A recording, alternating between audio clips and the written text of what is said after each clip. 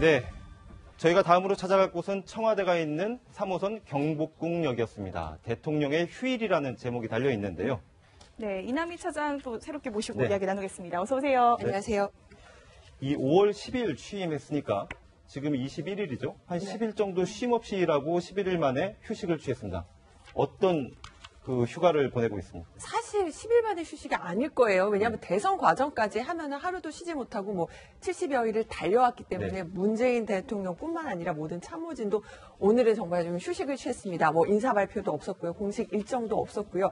보면 지금 그 윤영찬 국민소통수석이 기자들, 출입 기자들 카톡방에 들어와 있는데 네. 오늘은 정말 문재인 대통령 일정도 없고 저도 오랜만에 늦잠을 잤습니다. 그러니까 기자 여러분들도 좀 하루만이라도 쉬시라 이런 메시지까지 올리면서 오늘 공식 일정은 없다. 하지만 몸은 쉬더라도 문재인 대통령 아마 머리는 쉬지 못하고 있을 겁니다. 조금 전 다뤘던 것처럼 네. 검찰 그런 개혁 문제 이런 고민뿐만 아니라 청와대 아직 뭐 안보실장 또 정책실장 여러 가지 인선들도 남아있기 때문에 이런 여러 가지 현안을 또 고민하고 있는 것으로 알려졌습니다. 네, 그러니까 사실 지난주에 좀 네. 일요일 날 공식 일정을 빼고 좀 쉬려고 했었는데 북한이 미사일 쏘는 바람에 또 나와서 이제 NSC 회의도 주재하고 그랬는데 뭐 당장 지금 오늘 쉬면서 말씀하신 것처럼 뭐 외교안보 라인 인선도 아직도 안 나왔고요. 뭐 검찰 개혁 문제도 있고 좀 생각할 시간이 좀 필요한 것 같긴 해요. 그렇죠. 뭐 사실 뭐 제가 볼 때는 문재인 대통령의 운명인 것 같습니다. 쉬지 못할 운명 같아요. 지금 보면 사실 이제 인수위가 없는 기간 동안 이제 없는 취임을 했기 때문에 여러 가지 문제를 한꺼번에 해결해야 되는 그런 난제들이 많죠. 인사 문제만 해도 이게 간단한 문제가 아닙니다. 사실은 외교안보 지금 인선이 늦어진 이유도 보면 이게 외교안보 같은 경우는 팀워크이거든요. 그러니까 외교부 장관, 안보실장, 그 다음에 이제 국방부 장관, 통일부 장관. 이 하나의 어떤 같은 묶여진 어떤 보자면 패키지 인사이기 때문에 과연 누구를 배치하냐에 따라서 실제 외교 관계도 상당히 달라질 수 있습니다. 이제 그것도 이제 문제고 지금 일단 뭐 검찰 개혁도 지금 벌써 이제 이번 그 돈봉투 사건 때문에 갑자기 불이 질러진 이제 그런 상황이지 않습니까? 그렇다고 한다면 지금 또 해외에 나갔던 특사들이 오늘부터 시작해 돌아오고 있습니다. 네. 그럼 이 특사들 돌아오는 결론을 근거로 해서 6월 말에 했을 또 한미 정상회담을 또 긴급하게 준비해야 될 그런 또 여러 가지 과제들이 있고 그렇다고 한다면 지금 뭐 또 이제 이 청와대에 입성하기 위한 또 인사 전쟁도 지금 간단치가 않게 벌어지고 있거든요. 근데 오늘 아마 쉬시는 건 아닌 것 같아요. 왜냐하면 이 끊임없이 인사와 관련된 보고와 결정들을 지금 해야 되는 국면이기 때문에 쉬는 게 쉬는 날이 아닌 것 같습니다. 쉬는 게 아니다라고 이렇게 말씀을 해주신 것 같은데 그래도 궁금한 거는요. 한국장께서는 청와대에서 근무해보신 경험이 있기 때문에 실제로 대통령들 휴식 어떻게 보냅니까? 그냥 편하게 쉬시기도 하고요. 아니면 남는 시간에 외부의 인사들을 초청해서 말씀 나누시기도 하고 독서도 하고. 근데 이런 것 같아요. 그러니까 대통령의 업무 시간이라고 하는 게 사실 따로 존재하지가 않아요. 네. 그러니까 출근은 대략 7시, 8시쯤 출근해서 저녁 해지면 이제 퇴근하시고 그렇긴 하지만 24시간 전체, 하루 전체가 이제 일을 해야 되고 휴가 기간에도 끊임없이 또 보고에 이렇게 긴장감에 이제 쌓여야 되고. 그러니까 거의 쉴 수 있는 시간이 없는 거죠. 그러니까 이게 이제 특히 미국 같은 경우는 완벽하게 쉬게 해주잖아요. 그러니까 긴 휴가 기간, 그러니까 여름 휴가 이렇게 안 하더라도 중간중간에 휴가를 가게 하고, 네. 골프도 치고, 별장에 가서 그냥 완전히 멍 때리면서 쉬기도 하고. 근데 이게 이제 안 되는 것 같아요. 우리나라의 경우는 관저에서 그냥 쉬시거나 안가에서 외부 인사들 초청해서 저녁 때 약주 한잔 하시거나 이런 정도. 그러니까 쉬어도 쉬지 않는. 그러니까 굉장히 그야말로 중노동 경무에 시달리는데 쉴 수 있는 시간을 못 주는 거예요. 국민들이 그런 면에서 양해를 좀 해줘야 될 것 같아요. 네. 자, 어제 이제 문 대통령이 여야 5당 원내 대표들을 불러서 청와대에서 그렇죠. 비빔밥 회동을 했는데요. 시간도 꽤 길었어요. 2시간 넘게 했는데 분위기가 어땠을지 확인해 보시죠. 앞으로는 또 흡족하고 그렇게 뻣뻣하게 버틸 때는 버티고 그렇게 하겠습니다. 저도 묻지마 겹죠. 그렇게 과정을 하셨습니다. 충분히 승인돼 드리고. 정 대표님이 레이저를 걱정하시는데 우리 대통령님은 레이저를 장착이 안 돼요. 아직 사드 배치가 안 됐으니까 레이저도 안 되고. 블루라이트, 은은한 따뜻한 달빛만이 장착이 돼 있다는 점.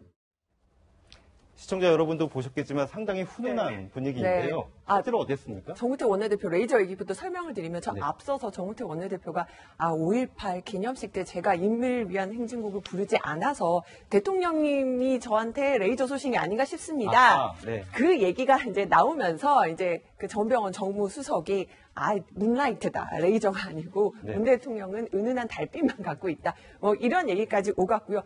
서로 뼈 있는 얘기는 오고 갔지만 저는 이렇게 보면은 박근혜 정부 시절에 이런 회담 이뤄졌을 때 보면은 뭐 그때 김한길 전 대표도 청와대 갔다고 했는데 늘 날이 섰고 팽팽했고요. 이런데 네. 이렇게 좀 그러니까 화기애애한 분위기도 굉장히 오랜만에 보는 것 같습니다. 그리고 노회찬 원내대표 같은 경우는 특히나 원내교섭단체 아닌데 원내대표가 초대받은 경우도 처음이었거든요.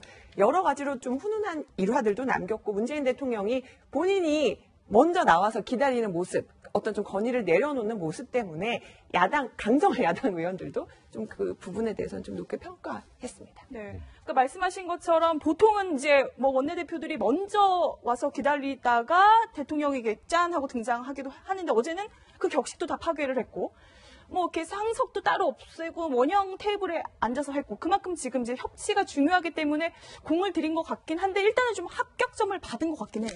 저는 일단 이제 우리 청와대나 또 정치 스타일이 이제 좀 정상화를 가는 것이 아닌가라는 저는 그런 생각이 듭니다. 왜냐하면 사실 그동안 보면 그냥 대통령의 지위라는 게 권위주의적인 어떤 그런 측면이 있었기 때문에 대통령을 만나러 가면 뭔가 하여튼 좀 이게 형식에 갖춰야 되고 또 대통령은 나름대로 마지막에 등장해야 되고 뭐 이런 어떤 기존 관념이 있지 않습니까?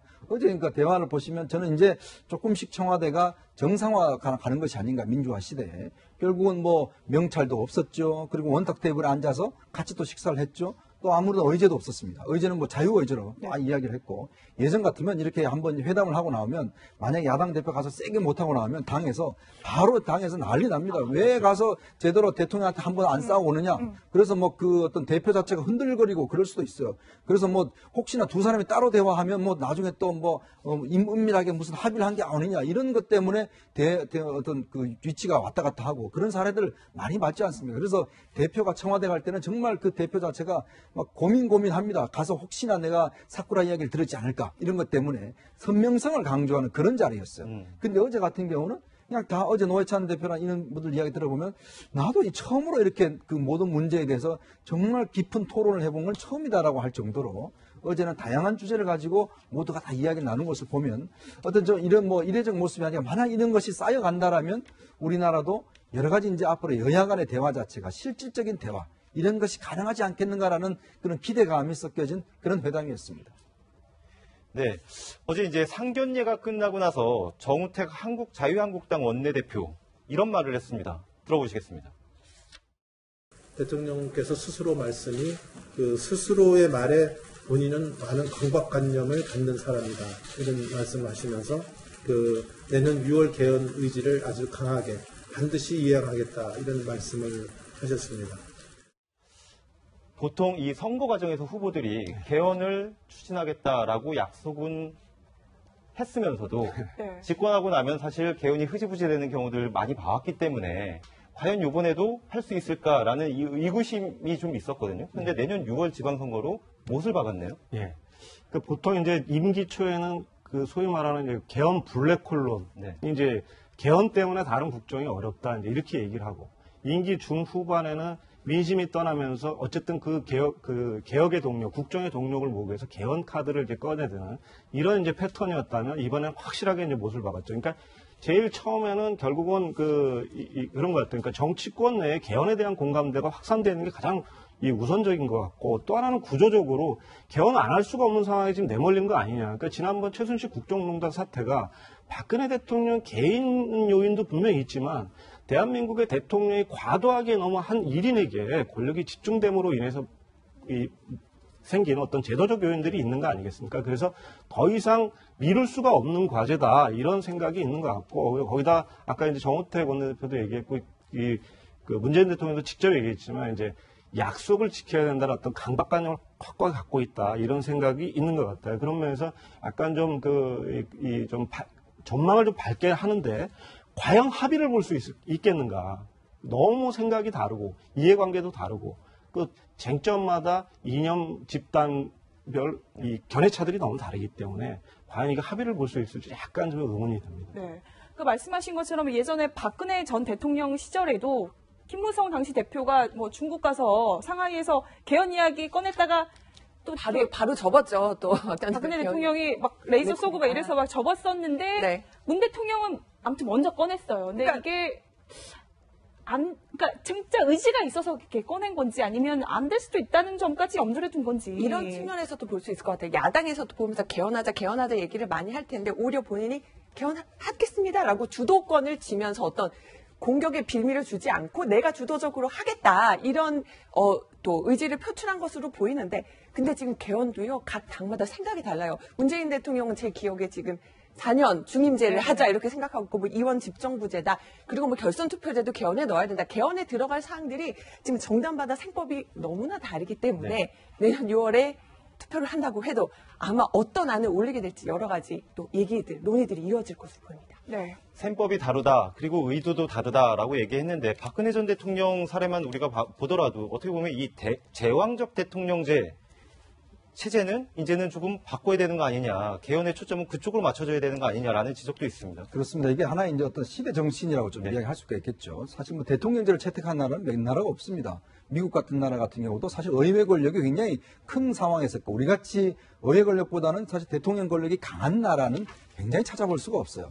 근데 이제 그동안 보면 모든 권력이 대통령한테 집중돼 있다 보니까 결국 모든 그동안 역대 대통령들이 다 그렇게 퇴임 후가 행복하지 않았습니다. 네. 그러니까 그런 역사가 보면 단순히 사람의 문제인가 이런 어떤 우리가 의문을 들면서 지난 어떤 우리 정권에서 상당히 많이 고민을 했지 않습니까? 결국은 사람의 문제라기보다는 오히려 어떤 제도의 문제가 아닌가라는 또 그리고 세진 지금 국회 또 선진화법 체제에서 국회 이런 상황 속에서는 끊임없는 어떤 대립밖에 될 수가 없다. 지금 우리가 보면 지난 1월, 2월 보면은 사실은 국회 법 아무것도 통과 안 됐습니다. 그렇죠. 그런 전례를 보면 이제는 뭔가 제도를 좀 바꾸자. 자, 그렇기 때문에 아마 저는 문재인 대통령이 먼저 저 이야기를 깨는 것은 이 사실 저거 꺼내기 힘들거든요. 왜냐하면 정권을 잡으면 마음이 달라집니다. 왜냐? 내 정권 잡았는데 내가 5년 동안 다 힘을 하고 싶지 그걸 바꾸고 싶겠습니까? 그렇기 때문에 대통령이 먼저 제기한 것은 이 주도권을 가져나가는 것과 함께 뭔가 정치적인 이 지뢰를 저는 제거했다라고 봅니다. 그러면서 볼 때는 합의되는 것만이라도 하자. 이렇게 이야기를 한 것은 굉장히 적극적이고 그러면서 보면 야당 입장에 볼 때는 저런 어떤 대통령 요구를 무시할 수만 없는 상황이기 때문에 내년 6월까지 그래도 뭔가는 좀 만들어내지 않을까라는 그런 좀 기대를 해봅니다. 네. 그러니까 저도 이제 저 대목이 제일 중요한 대목이라고 생각이 되는데 이제 합의된 대목만이라도 하자. 이제 이 대목이 중요할 거라고 봐요. 그러니까 더구나 그것이 그 내년도 지방선거와 같이 이제 국민투표를 하자는 방안 아니겠습니까? 그러니까 그 개헌을 보면 그러니까 새 구도입니다. 그러니까 그 전문 그다음에 기본권 조항, 그다음에 이제 권력 구조를 바꾸는 것이거든요. 근데 이 세 가지가 다 정치 집단별로 합의를 보기 어려워요. 네. 그러나 지금 합의를 볼 만한 대목들은 뭐냐면 이제 지방 분권을 하자. 네. 그러니까 지방 정부의 예산과 인사라든가 이런 것들 대폭 이양하고 그다음에 이 자치경찰제를 한다든가 이런 지방 분권 관련한 그 어떤 합의들은 상당히 그 의견 접근이 있는 대목이고. 그러니까 더구나 그때까지 만약에 합의가 안 되면 당장 지방선거를 통해서 지방 분권화 시대를 열어가자라고 하는 굉장히 큰 의미를 가지고 개헌을 할 수 있는 그런 측면이 있죠. 또 한 가지만 더 말씀드리면 지금 개헌이 굉장히 어렵지 않습니까? 그러니까 3분의 2의 그 동의를 국회 3분의 2의 동의를 얻는다라고 하는 게 쉽지가 않은 것인데, 그러니까 과연 그러니까 이렇게 개헌을 어렵게 해놓은, 그러니까 헌정질서의 안정 차원에서는 개헌을 어렵게 해야 되는 건 사실이지만 또 한편에서는 시대 변화에 맞게 작은 조항이라든가 몇 가지 문구라든가 쉽게 바꿀 수 있도록 하는 것도 필요하다. 이제 그런 면에서 보면 미국식으로, 그러니까 소위 수정헌법 조항 형태로 해서 그 조항들을 꾸준히 바꿔나가는 이런 것들도 좀 고민해 봐야 된다, 이번 기회에. 이런 생각이 듭니다. 네. 그러니까 문 대통령 이제 취임 한 열흘 정도가 됐는데 어찌됐든 소통하고 저렇게 열린 모습으로 지금 좀 호평을 받고 있는데 문 대통령 뿐만 아니라 또 주목받는 분이 김정숙 여사인데 어제도 뭐 이렇게 화제가 됐죠. 선물을 대접하기도 하고요. 네. 지금 연일 뭐 행보가 좀 화제가 되고 있습니다. 인삼청과 저도 사실은 어제 어떻게 만들어지는지도 처음 들었는데 김정숙 여사가 바로 이 그 5당 원내대표께 드릴 선물로 직접 이 인삼을 10시간 동안 대추물과 꿀을 넣어서 직접 따려서 일일이 저렇게 솔잎까지 얹어서 포장까지 하고요. 또 조각보는 협치를 상징하는데 조각보에 직접 싸서 5당 원내대표에게 선물을 직접 드렸고요. 어제 후식으로 먹기도 했다고 하는데 저는 사실 그게 궁금했거든요. 인삼 비쌀 텐데 김영란법 저촉되는 건 아니야라고 했더니 네, 아니라고 아니래요. 제가 네. 보면은요 노회찬 원내대표가 직접 얘기를 했어요. 그래서 보니까 비서실에서 김영란법까지 검토했다고 한다. 그래서 마음 편하게 받아왔다. 이런 후일담까지 들을 수가 있습니다. 근데 지금 화면에 나가는 그 화면을 보니까 이렇게 손편지를 쓰는 장면도 나오네요. 네, 직접 손편지를 써서 이렇게 정성을 담았고요. 그런데 김정숙 여사가 이렇게 손편지를 썼던 게 이번만은 아니거든요. 네. 과거 2015년에도 바로 문재인 대통령이 이제 대표 시절에, 당 대표 시절에 좀 최고위원들 갈등도 있고 이랬었는데 직접 최고위원들 초청을 해서 만찬을 만들고 지금 과거 사진이 나가고 있습니다. 왼쪽 두 번째 보면은 지금은 그 더불어민주당에 없는 국민의당에 있는 그 유승용 의원의 모습도 볼 수가 있는데 저렇게 만찬을 준비하면서 보면 군소볶음이나 이런 것들 이렇게 흔히 쉽게 먹어볼 수 없는 음식들이잖아요. 그렇죠. 해산물을 잔뜩 차려냈고 그때도 최고위원들에게 편지까지 손편지까지 전달한 것으로 알려져 있습니다. 네. 그러니까 저 때도 저 자리를 김정숙 여사가 먼저 제안을 했다고 해요. 그래서 기자들이 그 정무 감각이나 정치력은 좀 대통령보다 나은 거 아니냐 이런 우스갯소리를 하기도 했었는데요. 자, 김정숙 여사 이번 주에 공식 일정을 딱 한 가지 가졌어요. 딱 하나를 가졌는데 어디를 갔었는지 다시 한번 보실까요? 정말 손단지 냄비단지 없이 왔는데 여기 동리 마을 분들이 다들 손단지 내주고 없으면 없는 살림 그 살림 중에서도 나누어주면서 살게 해줬다고 그래서 감사하고 고맙다는 말씀을 많이 하십니다. 지키고 제가 청와대에 모시고 가겠다는 약속도 함께 가야 되겠습니다.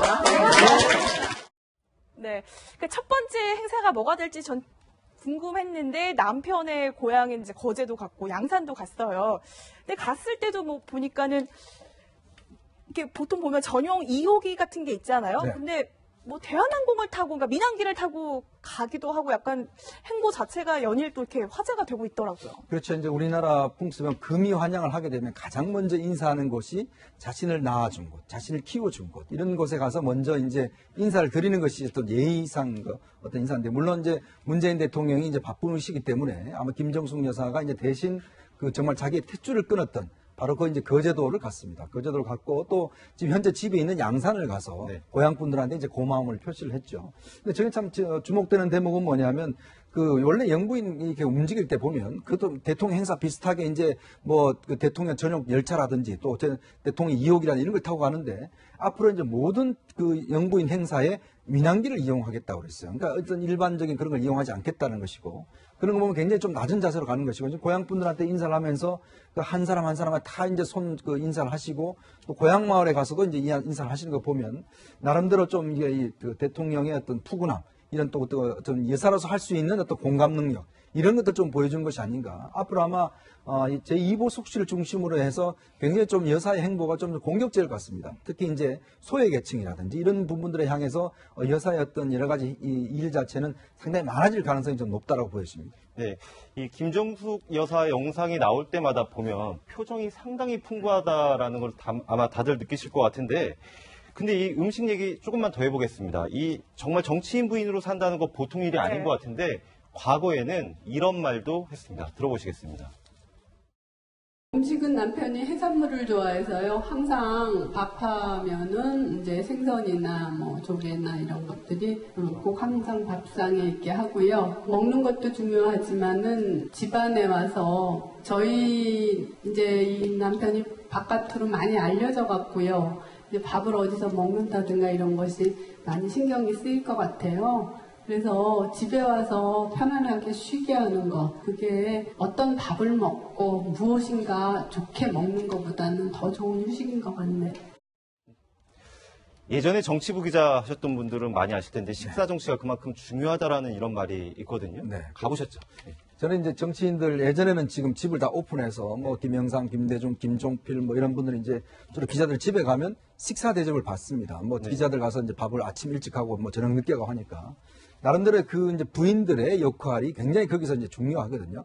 그러니까 어떤 기자도 사람인 탓에 네. 가서 그래도 좀 기자 따뜻하게 대해주고 이런 분들한테 사실 마음에 좀 가는 거 이제 어떤 인지상정 아니겠습니까?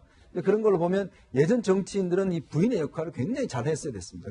그래야지만이 이제 남편이 좀 호응을 받는데 이제 김정숙 여사 같은 경우 제가 이제 저는 뭐 직접 취재를 하지 않았죠. 후배 기자한테 물어보니까 이 집에 이제 기자들이 한번 이렇게 뭐 참모들이 가면 이 식사를 갑자기 이제 또 들이닥치면 바로 이제 음식을 내와서 이제 해놓는데 거의 뭐 상다리가 부러질 정도로 기자들 해준다고 그래요. 우리가 예전에 그 동막골이라는 영화를 보면 네. 그 마을의 평화를 유지하는 거 이제 이장한테 물어보니까 왜 평화를 유지하십니까? 물어보니까 뭘 좀 먹여야 돼. 뭐 이런 이야기 하지 않습니까? 마찬가지로 이렇게 먹는 데서 인심이 난다라는 거 마찬가지로 그래도 좀 이렇게 많은 베풀고 이런 것에 속에서 어떤 남편한테 상당히 유리하게 도움이 되는 것이죠. 그렇다 보니까 정치인들 같은 경우는 정말 식사 정치를 잘해야 된다. 즉 네. 부인들의 역할이 굉장히 중요하다. 이런 점들을 다시 한번 이야기할 수 있을 것 같습니다. 네.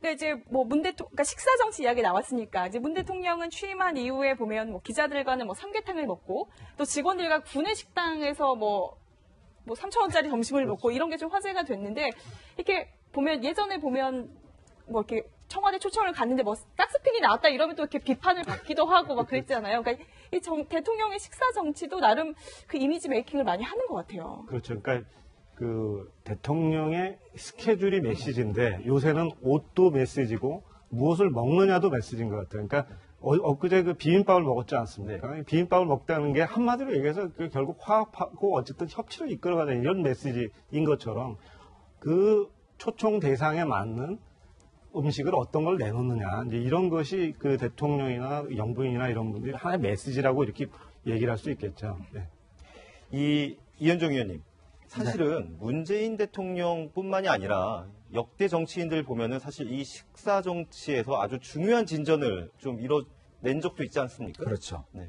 이 항상 이제 어떤 그 회동을 하게 되면 주로 예전 같은 경우 뭐 요정 같은데 뭐 이런 데서 이제 많이 회동하고 네. 그 회동 자체가 어떻게 이루어지냐에 따라서 이제 많이 크게 좌우되는데 대표적으로 이제 1992년도에요. 네. 이제 그때 당시에 이제 그 3당 합당을 통해서 이제 그 민자당이 이제 형성이 되지 않습니까?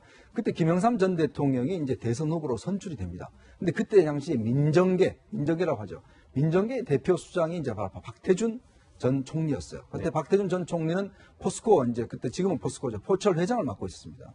근데 그때 이제 김영삼 전 대통령이 선거를 하자면 당신이 선대위원장으로 올라와서 좀 네. 도움을 주라. 이렇게 해서 이제 당시에 광양제철소에서 회동을 하게 됩니다. 그때 이제 만찬을 하게 되는데 사실은 그 자리에서 박태준 전 총리가 하지 않겠다라고 이제 거부를 하게 됩니다. 네. 그러면서 결국 그 만찬이 마지막 만남이 됐던 것이죠. 네. 그 이후에 결국 김영삼 대통령이 당선되고 난 다음에 박태준 당시 총리는 결국 포스코 회장의 자리가 또 그 자리에서 물러나게 되고 또 검찰 수사를 받게 되는 하청업체에 뭐 39억 원을 줬다는 혐의로 해서 되면서 결국 일본으로 요양착하게 되는 정말 어떤 면에서 보면 그 만찬 자체가 서로 간에 완전히 다른 길로 가게 되는 나중에 결국은 박태준 총리는 결국 이제 그 나중에 다시금 이제 부활하는 97년도 DJP 연합을 통해서 다시 부활하게 됐지만 그날의 만남 자체는 상당히 두 사람을 완전히 갈라놓게 되는 그러한 만찬의 어떤 역사가 있습니다. 네. 네. 자, 이제 문재인 대통령 이야기로 돌아와서 보면 같이 이제 경선 당시에 경쟁을 했던 안희정 지사나 이재명 성남시장 측 인사들이 지금 속속 청와대에 들어오고 있거든요. 그런데 또 눈에 띄는 게 어제 박원순 서울시장을 특사로 임명을 했다는데 좀 무슨 배경일까 궁금하더라고요. 아세안 특사잖아요. 네. 그래서 물론 뭐 박원순 시장이 워낙 해외 출장도 많이 다니고 그 동남아시아 국가들에 대한 이해가 높아서 또 특사를 결정했다 이렇게 얘기도 하지만 물론 박원순 시장이 대선 후보 경선 끝까지 뛰진 않았지만 대선 후보로서 경쟁을 하기도 했고요. 그런 예우의 차원도 있지만 지금 문재인 대통령이 이렇게 특사를 임명하고 또 청와대 인선을 하는 것을 보면은 뭔가 개파를 끌어안는다라는 것들이 굉장히 눈에 띕니다. 에콰도르 다음 주에 특사로 가는 분은 안희정 충남지사를 도왔던 박영선 의원이고요. 그러니까 자신과 경쟁했던 사람들을 껴안으면서 내 대신 큰 목소리를 전달한다. 이렇게 의미를 두면서 정말 다양한 어떤 무게감 있는 분들을 지금 특사로 배치하고 있는 전략을 엿볼 수가 있습니다. 이 개파를 끌어안으면서도 네. 무게감이 있는 분들을 특사로 보내고 있다라고 지금 말씀을 해주셨는데 이명박 대통령은 취임하자마자 박근혜 전 대통령을 당시 특사로 보냈지 않습니까? 그런 기억이 남아서 그런지 네.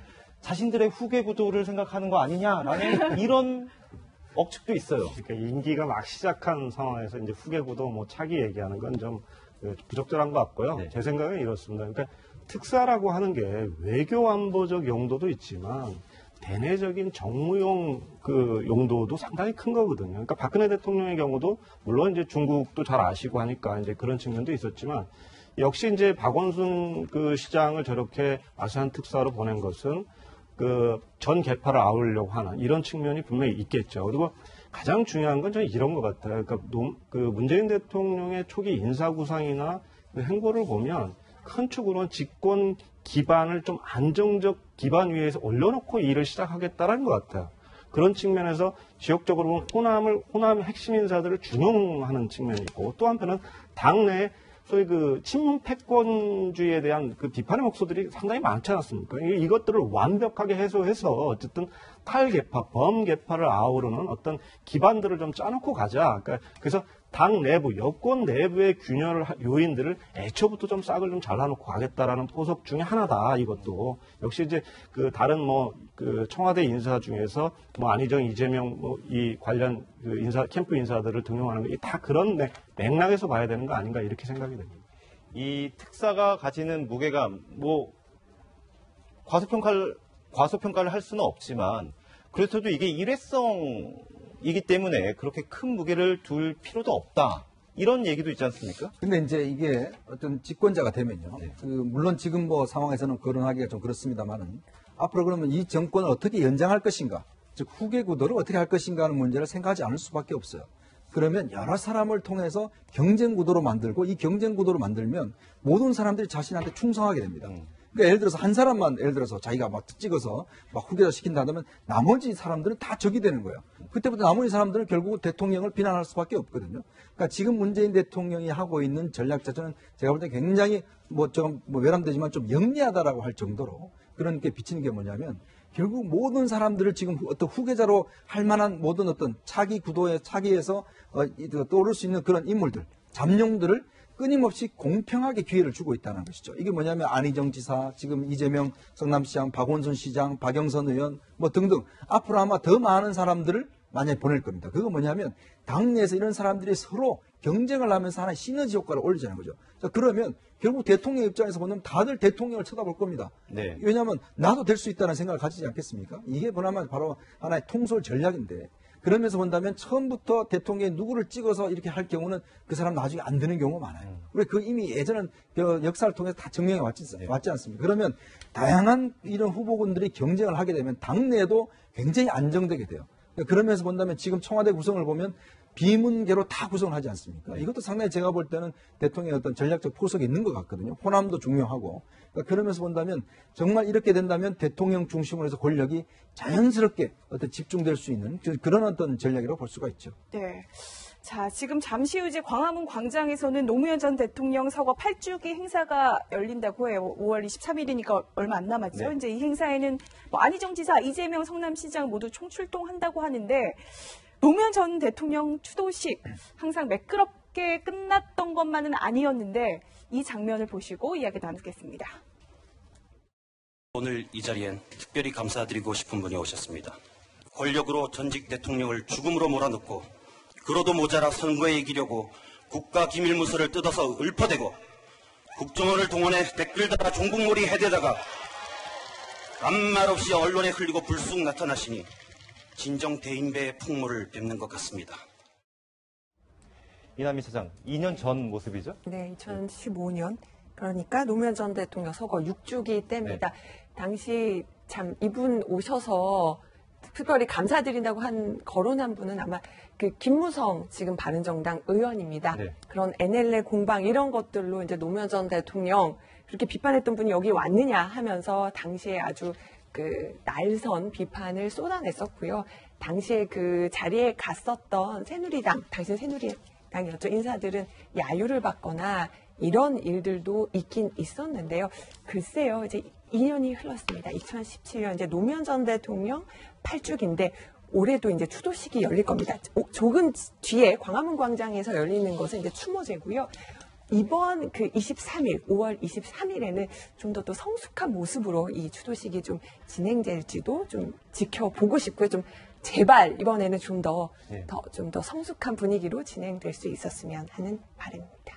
사실 그때는 노건호 씨가 아들이 그때 이제 NLL 결국 이제 노무현 대통령이 14 남북 북한에 갔을 때 결국 그때 이제 NLL 포기를 갖다가 이제 이야기를 했다라는 것 되면서 결국 당시 국정원에서도 뭐 이 문건을 공개한다 뭐 해가지고 당시에 그 쟁점이 됐지 않습니까? 그때 사실은 이제 상주로서 사실은 적절치 않다. 왜냐하면 상주로서 추모하러 온 분들한테 저렇게 직접적으로 저렇게 하는 것 자체 않다라는 여러 가지 비판도 많이 받았던 행사거든요. 근데 아마 원래는 뭐 사실 이제 보면 굉장히 행사는 좀 훈훈할 것 같습니다. 뭐 일단 지금 문재인 대통령이 이제 취임이 됐고, 그렇다고 또 이제 어떤 면에서 보면 노무현 대통령에 대한 조명들이 다시금 또 일하고 있기 때문에 이번 그 어떤 행사 자체는 보면 어떤 참 감회가 새로울 것 같아요. 네. 그러니까 또 그런 모습도 있었잖아요. 그러니까 이제 예전에 야당이 민주당과 이제 국민의당으로 나눠지면서 사실 뭐 박지원 전 대표나 안철수 전 의원이 이제 저 행사장에 가서 좀 야유를 듣고 오기도 하고 했었어요. 근데 말씀하신 것처럼 올해는 지금 다 갈 걸로 예상이 되는데 좀 다른 모습이 기대가 좀 돼요. 그래야죠. 그러니까 어쨌든 이제 그 총선 대선 다 끝났고 어쨌든 그 노무현 대통령과 함께 일했던 핵심 인사였던 비서실장 출신의 분이 대통령이 된 거 아니겠습니까? 그리고 그 대통령이 모든 국민의 대통령이 되겠다고 스스로 약속을 했기 때문에 그러니까 그런 면에서는 그야말로 좀 성숙한 모습을 보여줬으면 좋겠다 싶은데 저는 사실 이 대목에서 그 노무현 대통령, 문재인 대통령이 과연 그 자리에 가실지 이것도 한번 좀 들여다볼 대목인데 저는 가실 수는 있다고 생각합니다. 그렇지만 조금 더 길게 보셔야 될 것 같다. 왜냐하면 노무현 대통령은 어쨌거나 성과도 많은 대통령이었지만 한계도 많은 대통령이었어요. 그리고 노무현 대통령의 후계자라는 그 한계선에 멈춰 있으면 안 됩니다. 그러니까 문재인 대통령은 그야말로 홀로 이제 새로운 길을 가야 되는 것이지 노무현 대통령의 계승자의 길로 가는 것은 저는 바람직한 길은 아니다 이런 생각이 듭니다. 네. 지금까지 이 휴일을 보내고 있는 문재인 대통령의 소식 그리고 노무현 전 대통령의 추모제 관련 이야기까지 두 분 모시고 나눠봤습니다. 고맙습니다.